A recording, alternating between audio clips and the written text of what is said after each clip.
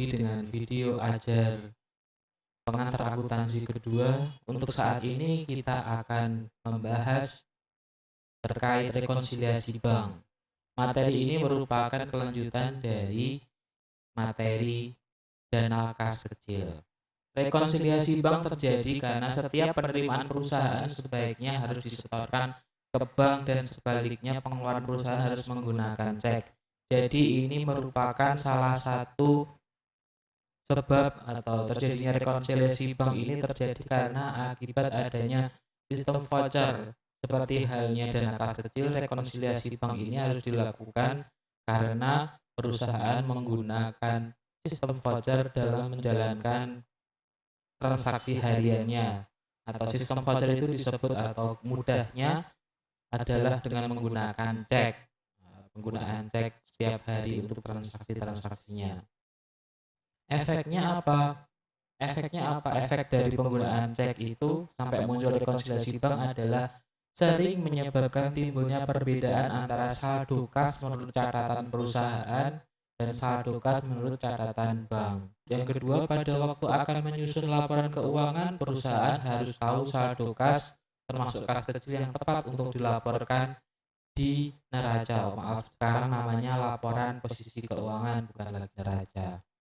Terus apabila terjadi perbedaan saldo kas menurut catatan perusahaan dengan bank, maka harus dilakukan rekonsiliasi bank.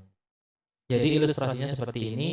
Jadi ini adalah catatan yang diselenggarakan oleh bank, terus ada catatan yang diselenggarakan oleh perusahaan. Jadi ini yang mengeluarkan bank, ini yang membuat kasir perusahaan atau perusahaan.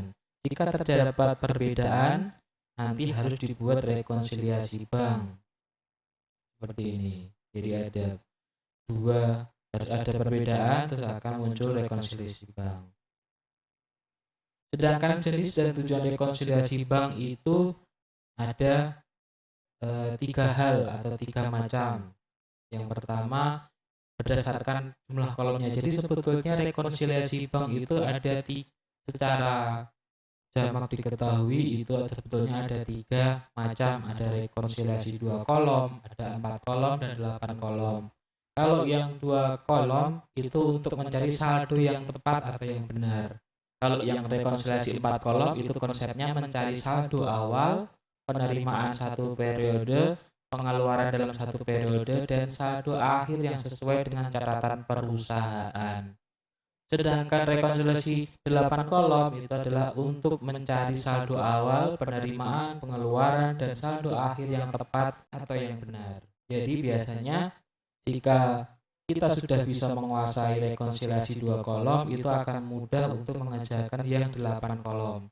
Memang yang 4 kolom ini nanti adalah rekonsiliasi yang agak sedikit tricky atau rumit. Tapi untuk pengantar akuntansi kedua, kita hanya mempelajari yang 2 kolom saja. Nanti yang untuk rekonsiliasi 4 kolom dan 8 kolom akan dipelajari pada mata kuliah akuntansi keuangan menengah.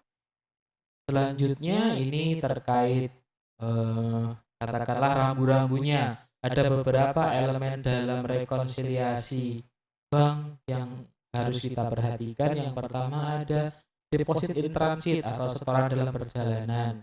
Ini ciri-cirinya sudah menambah saldo kas di perusahaan tapi belum menambah saldo kas di bank. Jadi deposit in transit itu apa? Misalkan perusahaan mengirimkan uang atau menyetorkan sejumlah uang ke bank pada 31 Januari seperti itu. Dan ketika itu sore misalkan. Padahal bank pada saat itu sudah melakukan tutup buku. Jadi walaupun kas itu sudah diterima bank tapi belum atau tidak masuk ke dalam catatan Januari, catatan bank di bulan Januari, tapi akan diakui biasanya pada tanggal 1 Februari. Jadi itu yang namanya deposit in transit.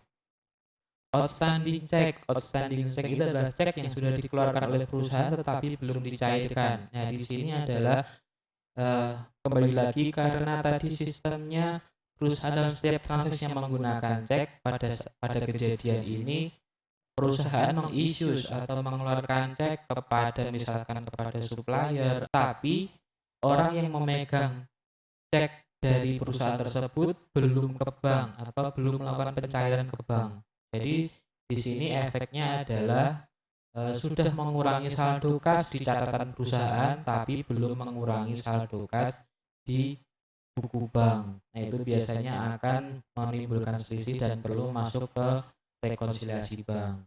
Kesalahan pencatatan di sini pengaruhnya tergantung jenis kesalahan pencatatannya seperti apa, efeknya kemana nanti bisa mempengaruhi posisi menambah bank atau mengurangi bank atau menambah perusahaan atau mengurangi kas di perusahaan. Nanti akan kita bicarakan di slide selanjutnya. Selanjutnya, tagihan wesel dan bunga langsung ditagihkan oleh bank atau piutang yang dimiliki oleh perusahaan ditagihkan oleh bank. Nah, seperti itu. Ini harus memenuhi kriteria belum menambah saldo kas tapi sudah menambah saldo kas di bank. Maaf, belum menambah saldo kas di perusahaan tapi sudah menambah saldo kas buku bank.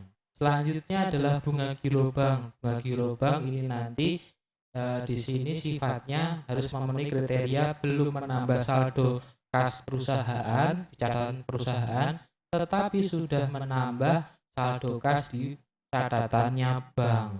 Selanjutnya ada biaya administrasi bank. Di sini harus memenuhi kriteria belum mengurangi saldo kas di perusahaan, tapi sudah mengurangi saldo kas di catatannya bank.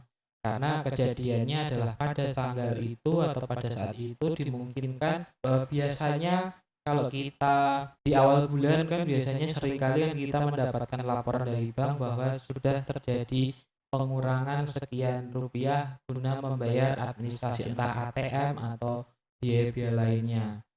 Dan pada tanggal 1 biasanya kita belum menerima informasi entah berupa SMS atau harus ke bank untuk mencetak bukunya, kita baru tahu pada saat tanggal 2 misalkan seperti itu. Nah, itu contoh-contoh kejadian biaya administrasi bank yang perlu masuk ke dalam rekonsiliasi. Selanjutnya adalah not sufficient fund. Di sini harus memenuhi kriteria sudah menambah saldo kas, jadi harus dikurangi, tapi di sisi lain di sini tidak mempengaruhi saldo bank itu misalkan seperti ini. Jadi not sufficient fund itu contohnya adalah perusahaan sudah menerima cek pembayaran dari pembeli misalkan seperti itu.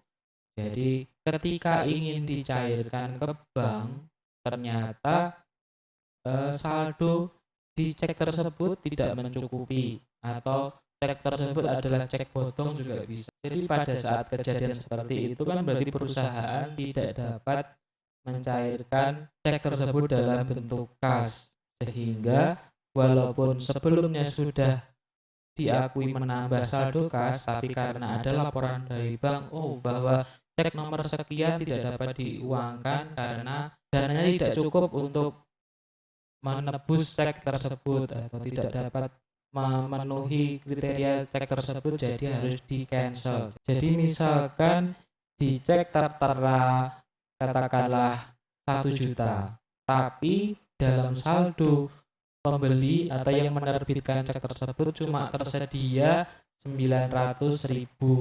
Nah, hal itulah yang menyebabkan kejadian not sufficient fund atau cek kosong tersebut, di mana cek tersebut tidak dapat diuangkan oleh perusahaan dan efeknya harus mengurangi saldo atau catatan di perusahaan. Berikutnya, kekeliruan memasukkan setoran rekening giro oleh bank. Kriterianya harus memenuhi sudah menambah saldo kas, tapi di sisi bank belum menambah saldo kas menurut catatan banknya. Oke, selanjutnya ini saya perlihatkan skema atau bentuk dari rekonsiliasi bank itu seperti apa. Ini juga saya tuliskan cara gampangnya untuk mengingat bagan seperti ini atau format seperti ini. Di sini yang pertama untuk membuat rekonsiliasi bank adalah kita tuliskan dulu nama PT-nya, terus terkait rekonsiliasi bank per tanggal berapa. Yang kedua, Kalian bisa menyusunnya berdampingan seperti ini atau bisa sistemnya per perusahaannya di atas, per banknya di bawah, itu bebas. Kalau saya sebelahan seperti ini, jadi nanti akan terlihat saldo setelah penyesuaiannya itu berapa. Karena di sini di bawah sini harus sama. Oke, yang pertama ada kita tuliskan dulu saldo sebelum penyesuaian menurut catatan perusahaan. Terus yang kedua ada saldo sebelum penyesuaian menurut catatannya per bank. Setelah itu baru kita masukkan di sini. Yang perlu diperhatikan adalah itu ada poin yang ditambah, ada yang mengurangi. Di per bank juga ada yang menambah, ada juga yang mengurangi. Di poin per perusahaan yang menambah itu nanti ada poin-poin, ada 3 poin ini biasanya, ada penagihan piutang, ada jasa giro, nanti ada error correction. Terus yang mengurangi dari sisi perusahaan itu apa sih? Yang mengurangi dari sisi perusahaan itu ada BSC atau Bank Service Charge atau administrasi bank, NSF atau Not Sufficient Fund atau cek kosong.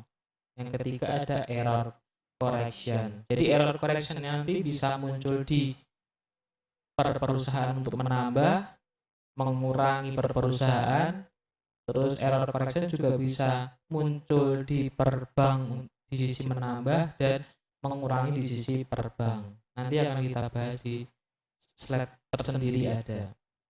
Terus selanjutnya yang menambah per bank itu ada yang pertama ada deposit in transit, yang kedua adalah cash on hand, ada error correction. Oh iya, yang tadi yang belum ada adalah cash on hand.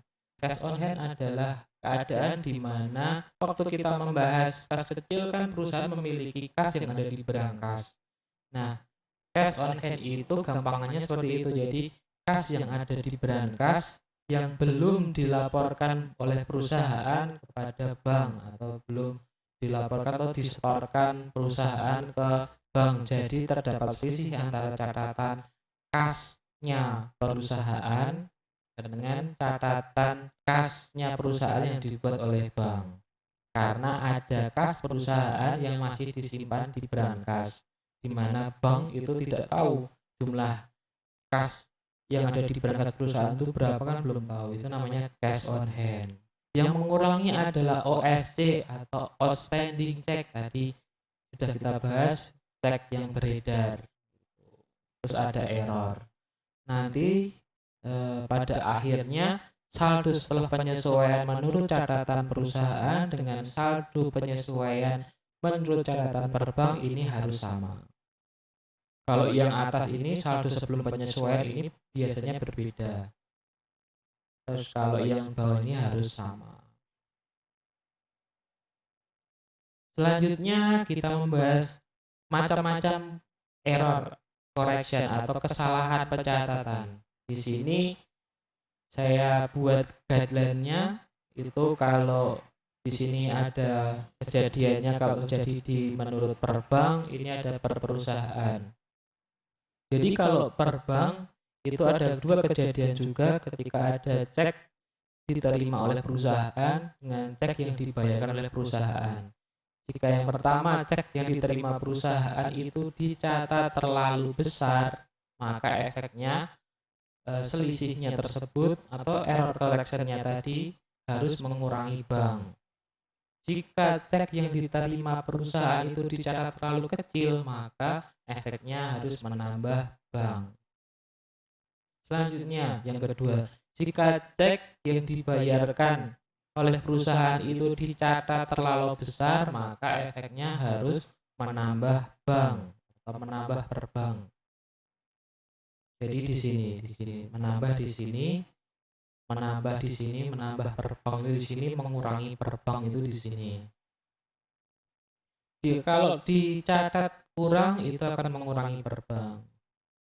Selanjutnya ini jika versinya menurut laporan dari perusahaan itu perusahaan menerima cek dicatat terlalu besar, maka akan mengurangi perusahaan, mengurangi kas di perusahaan.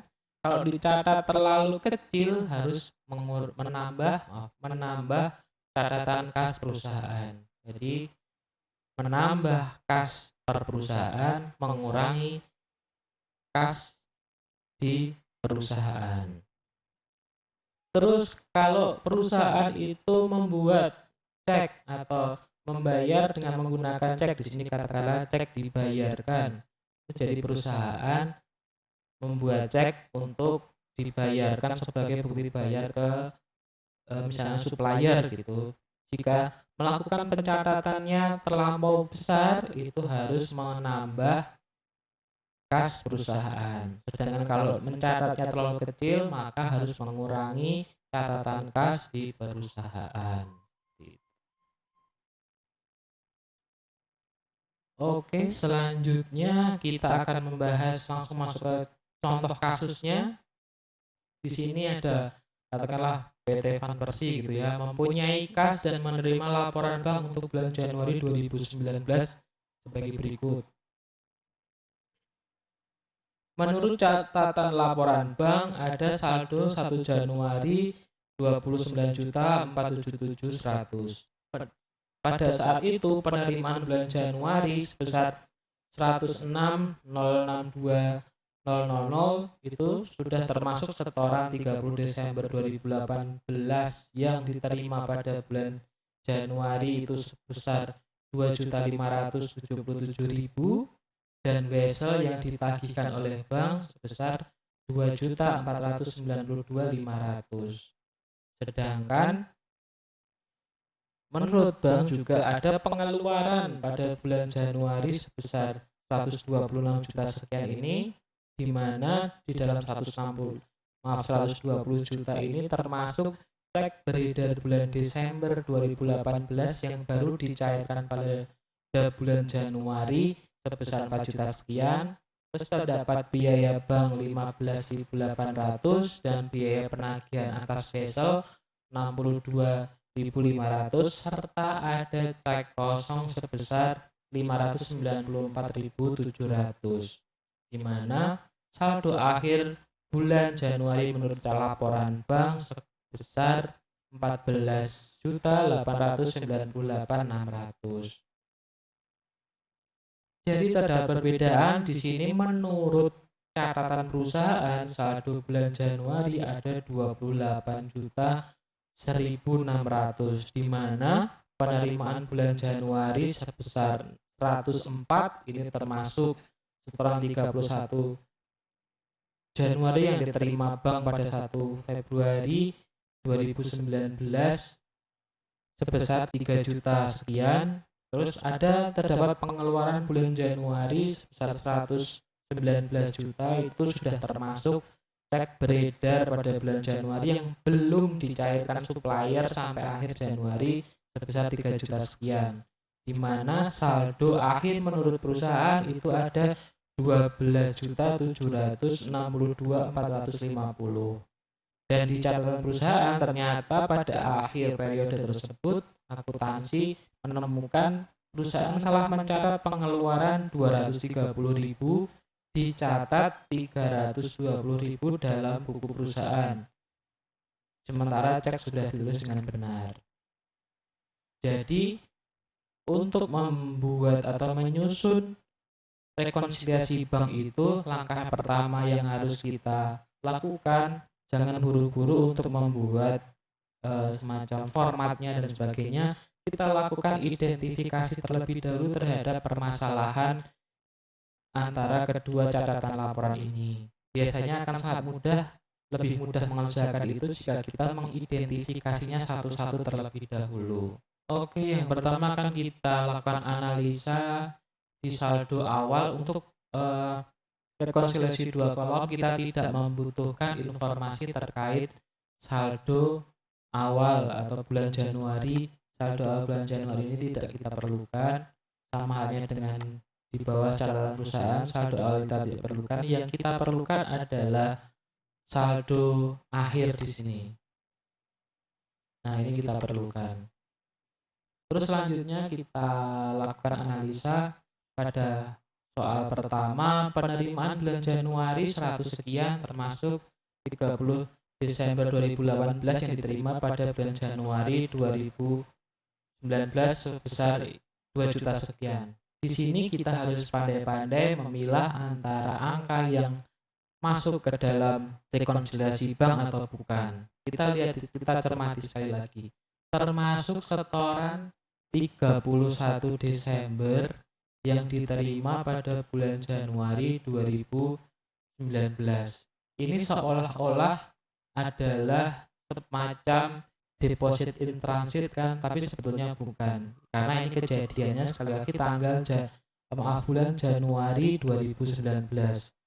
Kalau kejadiannya ini Desember 2018, angka ini akan masuk ke dalam pada deposit in transit. Tapi ini tidak. Jadi perlu diperhatikan karena ini Januari, ini kejadiannya. Kalau ini kejadiannya rekonsiliasi bank Desember 2018, angka ini akan masuk. Selanjutnya, apakah wesel tagih yang ditagihkan bank ini masuk? Ya, ini wesel yang ditagihkan oleh bank. Jadi kejadiannya, misalkan pada tanggal 2, bank menagihkan sejumlah piutang yang dimiliki perusahaan. Bank bertindak sebagai penagih piutang. Jadi menurut catatan bank kan sudah naik, tapi menurut catatan perusahaan kan belum menerima sejumlah uang. Jadi ini masuk kepada rekonsiliasi bank. Sifatnya apa? Di sini penagihan wesel itu masuknya cenderung ke piutang. Penagihan piutang, jadi ini menambah perusahaan. Jadi ini menambah perusahaan kejadian ini. Selanjutnya, pengeluaran bulan Januari 120 juta. Di sini termasuk cek beredar bulan Desember yang baru dicairkan pada bulan Januari 2019. Ini kan terlihat seperti outstanding check. Tapi ingat, kata-kata di sini adalah baru dicairkan pada bulan Januari. Jadi pada bulan Januari cek-cek ini sudah dicairkan. Jadi ini otomatis tidak masuk kepada rekonsiliasi bank. Terus di sementara itu pengeluaran lain ada biaya bank 15.000 benar, 15.800 dan biaya penagihan wesel 62.500. Ini di sini berarti kan biaya bank itu berarti administrasi bank itu tadi berarti mengurangi perusahaan.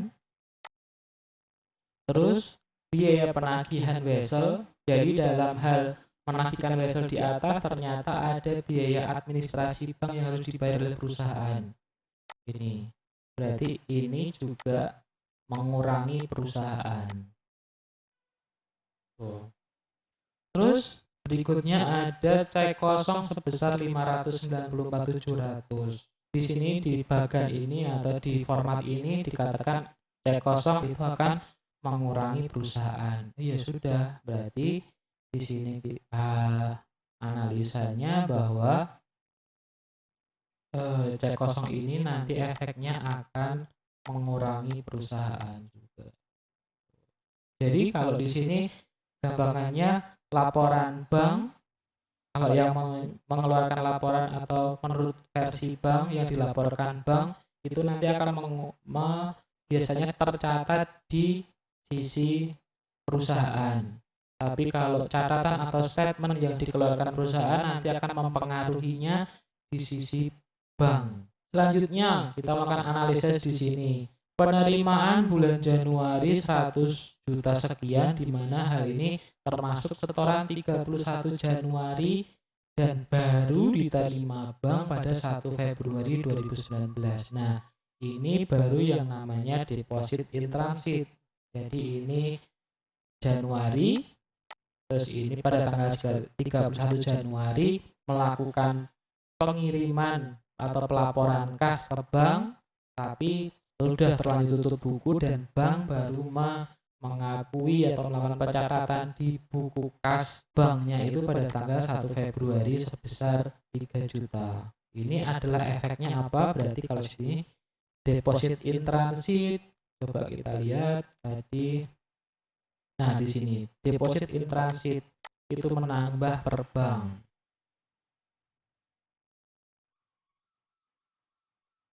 Jadi di sini menambah bank. Tuh. Selanjutnya pengeluaran bulan Januari 119 juta di mana termasuk cek beredar bulan Januari belum dicairkan oleh supplier sampai akhir Januari. Berarti di sini adalah masuk, jadi perusahaan mengeluarkan cek tapi cek tersebut yang dikeluarkan oleh perusahaan itu belum dicairkan oleh supplier. Berarti ini adalah outstanding cek. Kita lihat lagi OSC di sini. OSC mengurangi catatan per banknya. Berarti ini di sini min B. Nah, ini ada saldo akhirnya. Terus analisa yang terakhir, perusahaan mencatat pengeluaran 230.000, dicatat 320.000. Ini adalah contoh dari error correction. Jadi kalau melihat kata-kata seperti ini bahwa perusahaan membuat cek di mana akan digunakan untuk membayar kepada supplier. Jadi besarannya yang betul itu 230, tapi dicatat secara salah sebesar 320. Jadi ini masuk kepada kategori cek yang dibuat oleh perusahaan atau cek dibayar di mana dicatat terlalu besar. Kita lihat cek yang laporan perusahaan, terus cek yang dibayar dibuat terlalu besar, berarti ini. Nanti berarti efeknya akan menambah catatan kas perusahaan. Oke, kita tulis berarti di sini nanti efeknya akan menambah catatan perusahaan. Nah, setelah kita melakukan analisa soal seperti ini atau kejadian seperti ini, barulah nanti kita menuju ke proses selanjutnya. Proses selanjutnya adalah membuat laporan format rekonsiliasi bank.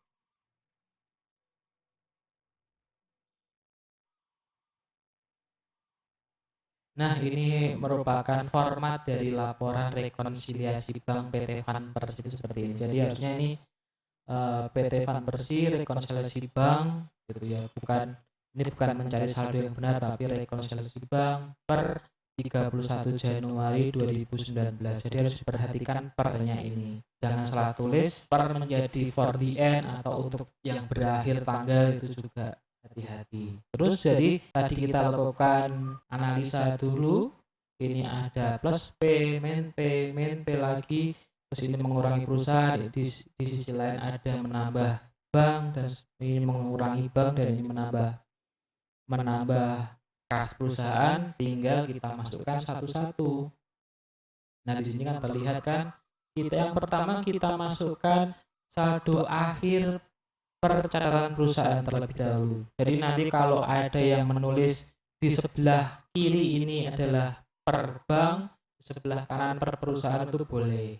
Kembali lagi, saldo akhir per perusahaannya kita tulis di sini, kita masukkan saldo akhir per perusahaannya berapa, itu tadi saldo akhir per perusahaan. Di sini dikatakan 12.700.000. Jadi kita tulis, nah ini ada 12.700.000 di sini.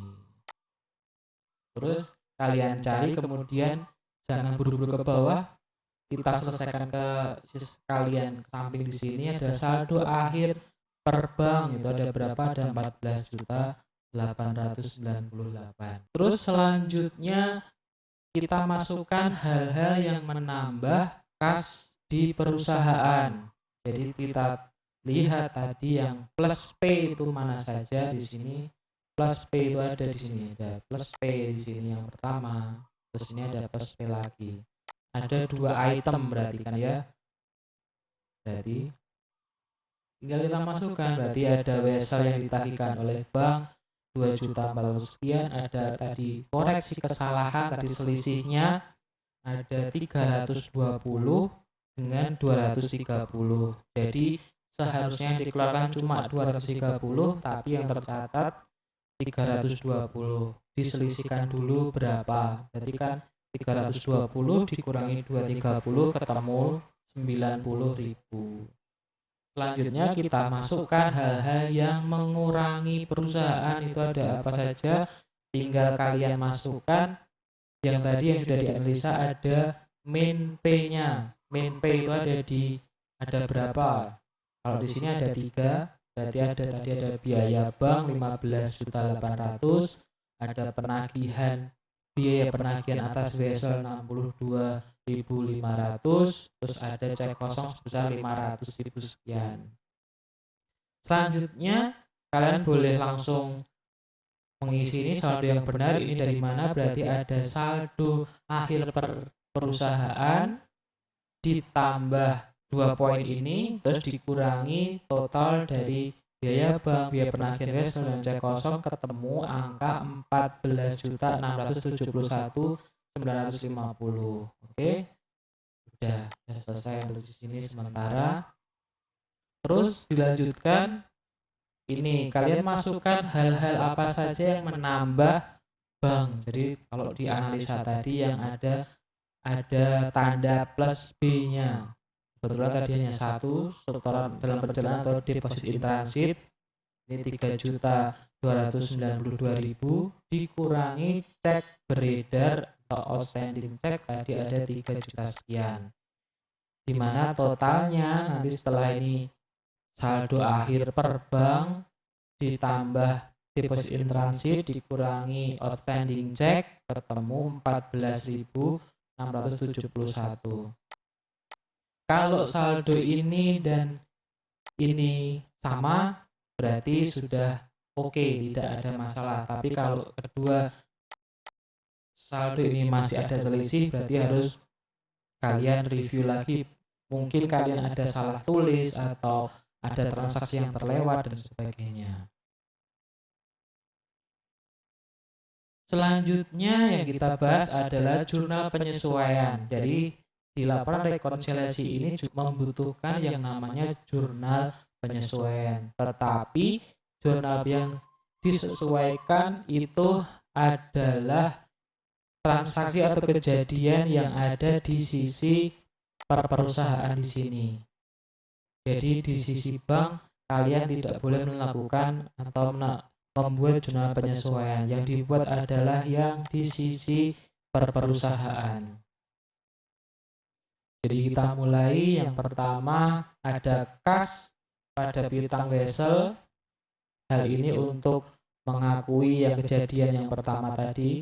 Di sini kan ada di ini vessel yang ditagihkan 2 juta sekian ini. Kas pada piutang vessel karena kasnya bertambah terus piutang vesselnya berkurang. Berikutnya di sini ada pencatatan terkait error correction. Ini saya misalkan kas pada barang A. Tadi kan selisihnya harusnya 230 tapi tercatat 300 harusnya 230 ya. Terus tercatat 320. Berarti harusnya ada pengembalian kas sebesar 90.000 ke kas di perusahaannya. Ini untuk pencatatan yang kedua yang error correction. Terus yang ketiga ada jurnal, ini boleh kalian pisah, boleh kalian gabung. Di sini saya gabung biaya administrasi bank dengan biaya penagihan vessel. Terus pada kas. Berikutnya ada piutang usaha pada kas. Ini yang terakhir ini karena kejadian yang cek kosong tadi. Berarti kan pada saat sebelum dilakukan rekonsiliasi kan perusahaan sudah mengakui adanya kas bertambah 954 tapi cek tersebut tidak bisa dicairkan, jadi harus menguranginya lagi, mengembalikan piutang usaha ke posisi semula. Jadi sebelum ada rekonsiliasi kan catatannya kemungkinan adalah kas pada piutang usaha sebesar 594. Tapi ketika tidak cek tersebut tidak bisa dicairkan, berarti harus kita balik lagi menjadi piutang usaha, terus kreditnya adalah kas sebesar 594. Itu contoh jurnal penyesuaiannya. Nah, ini adalah contoh rekonsiliasi 4 kolom yang kemungkinan akan kalian dapatkan di akuntansi keuangan menengah. Kita tidak akan membahas secara detail, saya hanya memperlihatkan bentuknya seperti apa. Terus ini adalah bentuk dari rekonsiliasi 8 kolom yang terkait soal yang kita bahas tadi. Oke, terima kasih telah mengikuti, menyimak, menyaksikan video belajar terkait rekonsiliasi bank 2 kolom ini. Sampai ketemu lagi di video ajar yang lain.